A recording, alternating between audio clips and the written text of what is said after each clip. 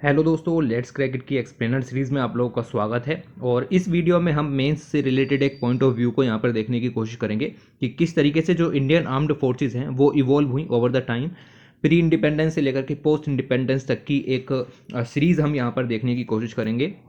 जबकि हमारी गवर्नमेंट थी सिविलियन, तो उसकी साइडों में इस तरीके का जो इवोल्यूशन हुआ वो कैसे हुआ, और इंडियन आर्म्ड फोर्सेज ने अपना जो एपॉलिटिकल यानी कि पॉलिटिकल इंटरफेरेंस से अलग सेक्युलर प्रोफेशनलिज्म को किस तरीके से बरकरार रखा, इस चीज़ को हम यहाँ पर देखने की कोशिश करेंगे।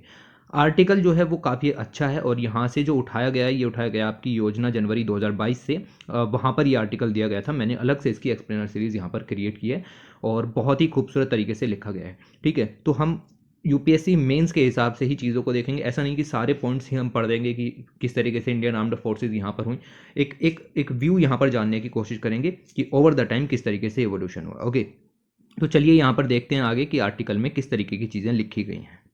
ये आर्टिकल सही है, इसको देख लेते हैं कि किस तरीके से डिफेंस सेक्टर में इंडिया की जो आर्म्ड फोर्सेस हैं वो आगे आई और क्या क्या हुआ पिछले 75 सालों में, उनको यहाँ पर दिखाया गया है। ओके, तो इस आर्टिकल को थोड़ा सा डिस्कस करते हैं। लिमिटेड पॉइंट्स काम के हैं, इसीलिए उन्हीं चीज़ों को पढ़ेंगे। आप देखते रहिए कि हम इस आर्टिकल को किस तरीके से कवर करते हैं। अफगान वार्स हुई, बैटल ऑफ सारागढ़ी हुई, ये सब बातें की जा रही हैं स्वतंत्रता से पहले की। बैटल ऑफ सारागढ़ी के बारे में अगर ना पता हो तो 1897 में ये लड़ी गई थी, और केसरी मूवी अगर आपने देखी हो तो वो इन्हीं चीज़ों के ऊपर बेस है। सिख सोल्जर्स की हमें इसमें भूमिका नज़र आई। ओके, ब्रिटिशर्स ने उनको अलग अलग कैंपेन्स में यूज़ किया सिख सोल्जर्स को। अगर आपने केसरी मूवी ना देखी हो तो देखिएगा। ओके, ब्रिटिशर्स के अलग अलग कैंपेन्स थे, उन्होंने एशिया को हड़पा तो इंडियंस की सहायता ली, उन्होंने अफ्रीका को हड़पा तो उन्होंने इंडियंस की सहायता ली। ओके, तो इंडियन सेपॉइज जो हैं उनका वैल्यूर हमें नज़र आया। इसके अलावा ये तो चलो ऐसे योद्धा टाइप के हो गए, इसके अलावा हमारे जो पीस के अपोस्टल हैं, नॉन वायलेंस के अपोस्टल हैं महात्मा गांधी जी, उन्होंने भी ब्रिटिशर्स का साथ दिया। ये हम बता रहे हैं आपको स्वतंत्रता से पहले की। ओके, तो महात्मा गांधी जी ने बहुत सारे मेडिकल एम्बुलेंस कॉर्प्स यहाँ पर डेवलप किए, और जिनको इन्होंने यूज़ किया। ओके, और जिनको बेसिकली देखिए ये ब्रिटिशर्स के साथ में थे, ये चाहते थे कि ब्रिटिशर्स के साथ में रह करके ही स्वतंत्रता हमें हासिल हो सकती है, और इस तरीके से इन्होंने ये सब काम यहाँ पर किए। इन्होंने मैं कह सकता हूँ कि Natal Indian ambulance corps develop की। ओके, और ये जो कॉर्प्स है ये बेसिकली जहाँ पर ब्रिटिशर्स घायल हो जाते थे जा करके उनकी मदद करती थी। ठीक है, तो अफ्रीका में जब वॉर्स हुई, यहाँ पर आप देख सकते हैं सेकेंड बॉर बार्स थी 1899 1902 से, जूलू वॉर थी 1906 की, इन सभी में जाकर के इन्होंने यहाँ पर मदद की। सेकेंड वॉर बार जो अफ्रीका साउथ अफ्रीका और ब्रिटिशर्स के बीच में लड़ी गई थी, ठीक है, जब ये अफ्रीका को कब्जे में ले रहे थे, तो इन्होंने इंडिया की शक्ति को तो यूज़ किया, इंडिया के माइंड को भी यूज़ किया। ठीक है, ये चीज़ें हैं। सिचुएशन जब चेंज हो गई, जब ब्रिटिशर्स ने गोरखास को, बलूचिस ट्रूप्स को यहाँ पर यूज़ किया जलियांवाला बाग में। आपको बता दूं कि जुलू बार जो यहाँ पर हुई थी, और आपकी जो नटाल इंडियन एम्बुलेंस कोर्प्स यहाँ पर डेवलप की गई गांधी जी के द्वारा, इसके बाद इन्हें केसर ए हिंद का टाइटल दिया गया था, क्योंकि इन्होंने बोर बार के दौरान जो आपके ब्रिटिशर्स हैं उनकी मदद यहाँ पर की थी। जूलू बार को हम एक नाम देते हैं, एक रेबेलियन इसको यहाँ पर कहा जाता है, इसका नाम था आपका बम्बाथा रिबेलियन। यस, बम्बाथा रिबेलियन हम इसको जूलू वार को यहाँ पर कहते हैं। और इस तरीके से हमारा ये स्वतंत्रता से पहले का समय था। ब्रिटिशर्स ने हमें यूज़ किया, हमारी पावर को यूज़ किया, हमारी जो इमोशंस हैं उनको भी यहाँ पर यूज़ किया। ओके, ये सब काम यहाँ पर हुआ। उसके बाद फेज़ वन, यानी 4 फेजेस में इसको डिवाइड किया गया है पूरे आर्टिकल को, और 4 फेज़ में डिवाइड करके बताया गया है कि हमने कहाँ क्या गलतियाँ की और उससे क्या सीखा, उन चीज़ों को डिस्कस किया गया है। जैसे लिखा हुआ है फेज़ वन, तो ऐसा पूरा आर्टिकल यहाँ पर देखने की ज़रूरत नहीं है, हम मोटा मोटा यहाँ पर देखेंगे। और फेज़ वन को यहाँ पर इन्होंने बेसिकली मोरालिटी फेज़ कहा है। ओके, इन्होंने नहीं कहा है, लेकिन जब आप आर्टिकल को पढ़ते हो तो यही निकल के आता है कि ये फेज़ वन जो है वो मोरालिटी फेज़ था। यहाँ पर हमने अपनी मिलिट्री पावर्स का यूज़ नहीं किया, हमने दुनिया के सामने ये रखा कि इंडिया तो बहुत पीसफुल कंट्री है, हम मोरल पावर्स का यूज़ करेंगे। ठीक है, हम शांत रहेंगे और जो होगा देखते रहेंगे। ओके, इस टाइप की सिचुएशन हमारी रही। फर्स्ट फेज़ था, कश्मीर में लड़ाइयाँ चल रही थी, इंडो चाइना वॉर यहाँ पर नजर आई। पहले फेज़ को हम यहाँ पर डिवाइड कर सकते हैं, अगर आप टाइम पीरियड देखें तो 47 से लेकर के 1947 से लेकर के आप 62 तक के फेज़ को यहाँ पर डाल सकते हो। ठीक है, ये फेज़ वन आपका यहाँ पर हो सकता है। इस फेज़ के अंदर हमें दिखा कि हमारे जितने भी यंग और इनएक्सपीरियंस्ड इंडियन ऑफिसर्स थे उनको सीनियर पोजीशंस पर ऐसे ही प्रमोट कर दिया गया। ओके, ये सिचुएशन आपको देखने के लिए मिलेगी। जितने भी हमारे डॉक्ट्राइंस थे, ट्रेनिंग्स थे, एक्सपीरियंस थे वर्ल्ड वॉर 2 के दौरान, और साथ ही साथ पीपल्स वॉर जो कि चाइना की आपकी पावर मिल जाएगी। ओके। और साथ ही साथ कम्युनिज्म, उसके अलावा जवाहरलाल नेहरू जी का वर्ल्ड व्यू, इन सब के कारण हमें देखने के लिए मिला कि हमने मॉरलिटी की तरफ ज़्यादा ध्यान दिया, हमने मिलिट्री पावर की तरफ ध्यान नहीं दिया। हमें नहीं लगता था कि हमें अपनी मिलिट्री पावर को बढ़ाना चाहिए। ओके।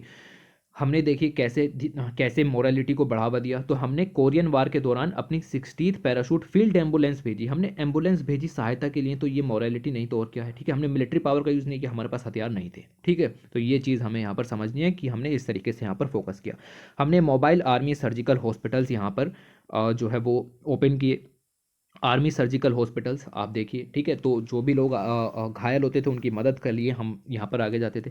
हमने दुनिया को अहिंसा के बारे में बताया पहले फेज़ के दौरान, हमने नॉन वायलेंस के बारे में बताया।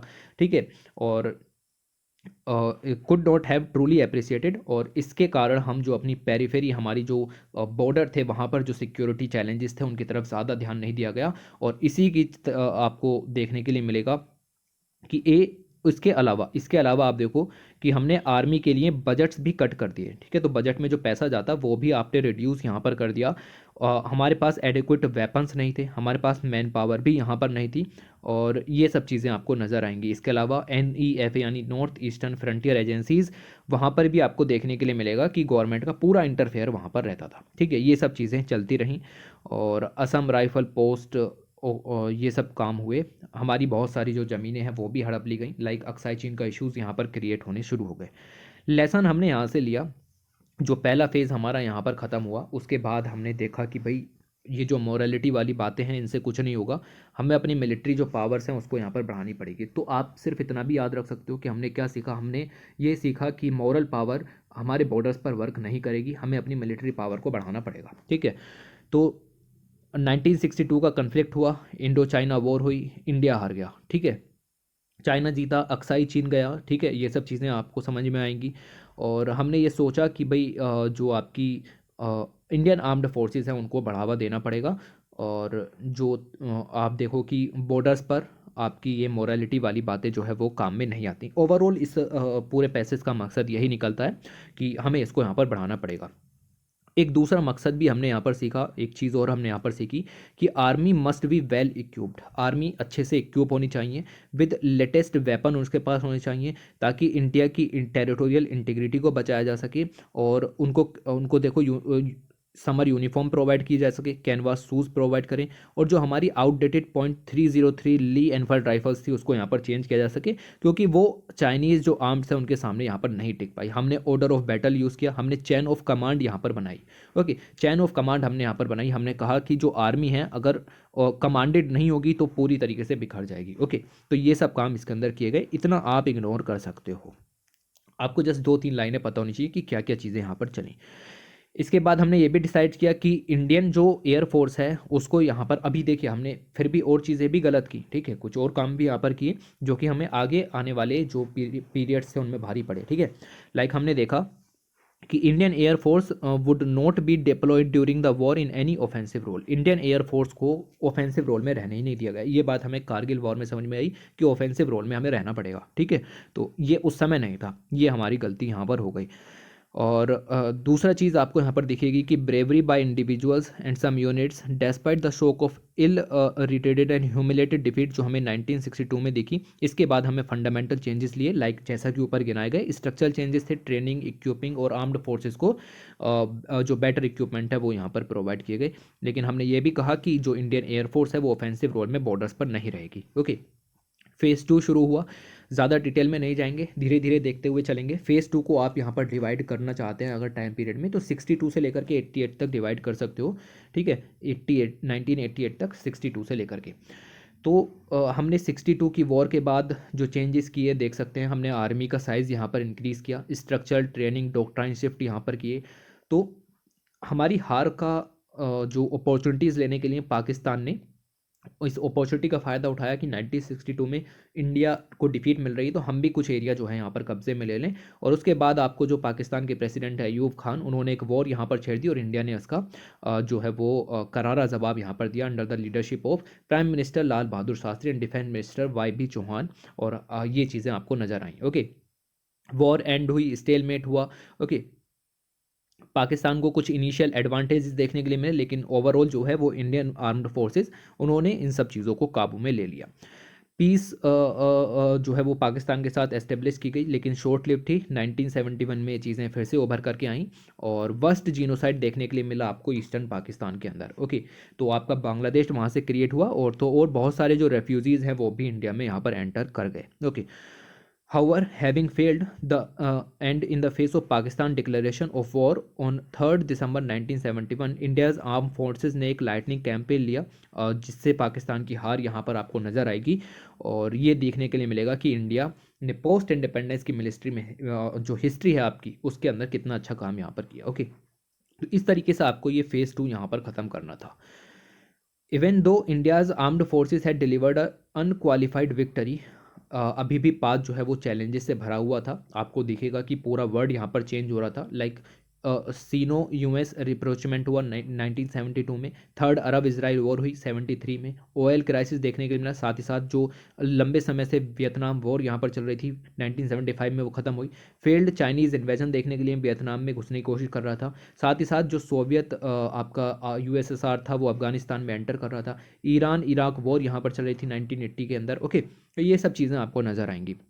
तो कुल मिला के समझ में आया कि पूरी दुनिया में ऐसा एक एनवायरनमेंट क्रिएट किया जा रहा है जिससे इंडिया को अपनी मिलिट्री प्रिपेयर्डनेस को बरकरार रखना पड़ेगा। पाकिस्तान और चाइना तो बिल्कुल सिर पे ही चढ़े बैठे थे, ठीक है, क्लोज टू क्लो, और ये भी पास में भी आ रहे थे। इसके अलावा आपको मिलेगा कि Pakistan terrorist organisations like organisation of Islamic cooperation के द्वारा सपोर्ट था। ओके, साथ ही साथ आप देखेंगे कि जो यूएस है आपका वो अफगानिस्तान में वेपन सप्लाई कर रहा था यूएसएसआर को काबू करने के लिए। ओके, तो ये सब चीज़ें नज़र आई। हमें ये समझ में आ चुका था कि पाकिस्तान की आर्मी जो कि इस्लामिस्ट जिहादिस्ट के साथ में है, आप देख सकते हो कि वो जिहादीस को नर्चर कर रही है। तो हमें ये प्रिपेयर करना पड़ा कि जो है इंडिया को अपनी मिलिट्री पावर को और ज़्यादा स्ट्रेंथन करना पड़ेगा।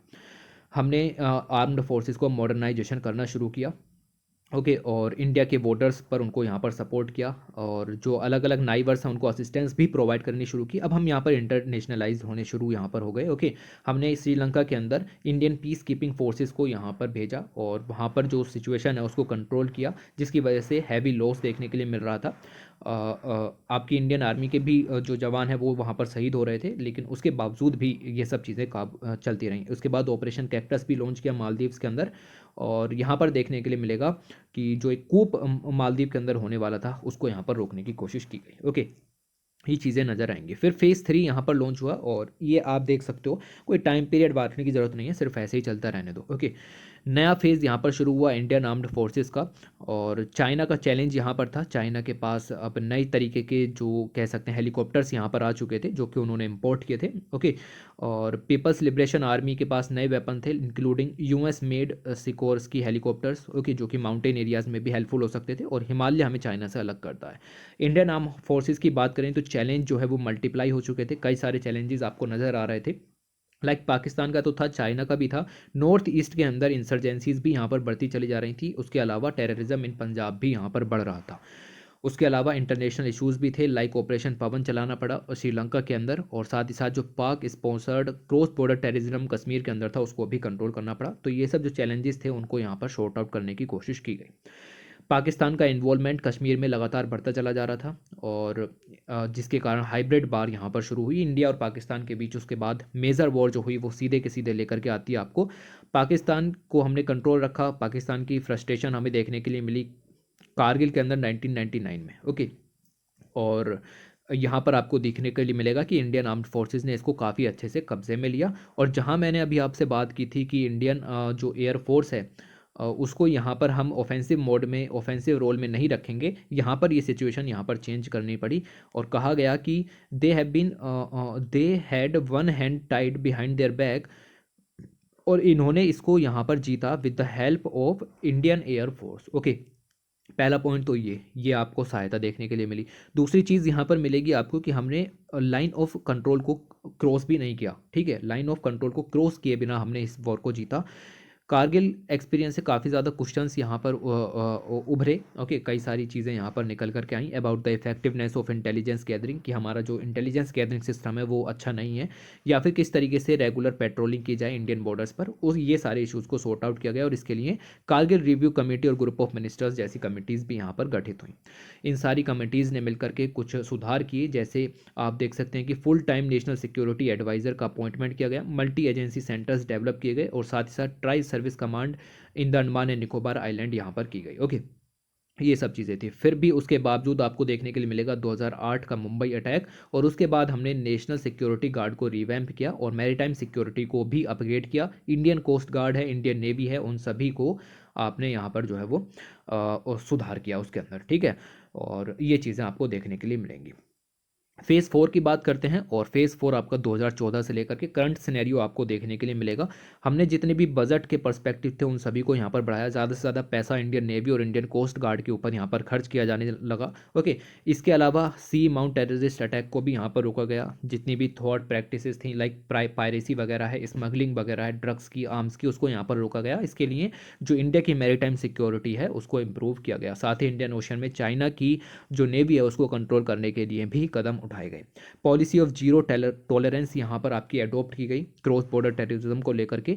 उसके बावजूद आपको देखने के लिए मिलेगा कि एलओसी पर आपको उरी अटैक देखने के लिए मिला। ओके, हमने ये चीज़ें आपको नजर आएंगी। This resulted in a cross LOC strike against terrorist camps in 2016 after an attack. तो उरी अटैक का हमने यहाँ पर बदला लिया। 2019 में आप यहाँ पर देखेंगे पुलवामा जो अटैक यहाँ पर हुआ सीआरपीएफ ट्रूप्स के अंदर, उस वहाँ पर हमने एयर पावर का यूज़ किया। तो अब हम समझ गए थे कि भाई नेवी जो है वो आपकी तो कंट्रोल कर ही रही है, एयर पावर का यूज़ भी हमें बॉर्डर एरियाज़ में करना पड़ेगा। ओके, उसके अलावा हम पाकिस्तान के खैबर पख्तूनख्वा इलाके में डायरेक्ट ही यहाँ पर जो एयर पावर स्ट्राइक हमने यहाँ पर की बालाकोट के अंदर देखने के लिए मिलेगी। ओके, तो इन सब चीज़ों के ज़रिए आप समझिए कि किस तरीके से आपके फेजेस जो हैं वो आगे बढ़े और ये चीज़ें आपको नज़र आनी शुरू हुई। इन रिसेंट ईयर्स अगर हम बात करें तो बहुत ज़्यादा वायलेशन देखने के लिए मिल रहा है। अगर हम देखें 2017 से 2020 के अंदर, तो चाइनीज़ एग्रेशन आपको देखने को मिलेगा। डोकलाम इशूज़, ये तो सब करंट अफेयर का पार्ट यहाँ पर शुरू हो जाता है। ओके, डोकलाम इशूज़ देखने को मिलेंगे। 2020 में जो गलवान वैली है वहाँ पर ईस्टर्न लद्दाख के अंदर चाइनीज़ एग्रेशन देखने के लिए मिलेगा पेंगोंग सो लेक पर। ओके, तो ये चीज़ें नज़र आती हैं। और आज भी आप न्यूज़पेपर उठा के देख लोगे तो दिन की 2 खबरें तो इसी चीज़ के ऊपर यहाँ पर आपको देखने के लिए मिल जाएंगी। ओके, तो ये सब चीज़ें चली। इसके अलावा आर्म्ड फोर्सेस ने आत्मनिर्भर भारत के लिए भी यहाँ पर जो है वो दरवाजे खोले हैं, और हम वाइड स्प्रेड मीजर्स यहाँ पर ले रहे हैं कि किसी भी तरीके से जो इंडिया का आर्मी सेक्टर है उसको मेड इन इंडिया बनाया जाए विद प्राइवेट सेक्टर का इन्वेस्टमेंट। ऑब्वियसली अकेले कुछ नहीं हो सकता। ओके, ये सब चीज़ें हैं। उसके अलावा डीआरडीओ जैसी एजेंसीज़ हैं वो अलग अलग तरीके के जो वेपन्स हैं जो कि मॉडर्नाइजेशन में काम आएंगे आर्मी की, उसके लिए यहाँ पर यूज़ किए जा रहे हैं। आत्मनिर्भर भारत इनिशिएटिव के अंदर defence manufacturing made in India हो उसके लिए कदम उठाए गए हैं। ओके, साथ ही साथ हमने डिफेंस को एक्सपोर्ट करना भी शुरू कर दिया गया है, तो इससे बेहतर कुछ भी नहीं हो सकता। अभी अभी खबर आई है कि वियतनाम हमसे ब्रह्मोस मिसाइल्स को यहाँ पर खरीदेगा। ठीक है, तो पहली बार आपको ऐसी कुछ खबर देखने के लिए मिल रही है, ये काफ़ी अच्छी बात है। ओके, इसके अलावा जेंडर इक्वलिटी भी आपको देखने के लिए मिलेगी। आर्म्ड फोर्सेस के अंदर हमने मेडिकल एजुकेशन कोर्प्स के अंदर तो वुमेंस को यहाँ पर पार्टिसिपेशन दे ही रखा है। उसके अलावा परमानेंट कमीशंस भी लॉन्च करने की बात है। आज भी न्यूज़पेपर में चीज़ें आती हैं। फ्लाइंग कॉम्बैट एयरक्राफ्ट में भी, नेवल वेसल डेप्लॉइंग के अंदर भी हमने यहाँ पर चीज़ें दी हैं। और नेशनल डिफेंस एकेडमी में अभी अभी डिसीजन आया जेंडर इक्वलिटी को किस तरीके से प्रमोट किया जा सके थे।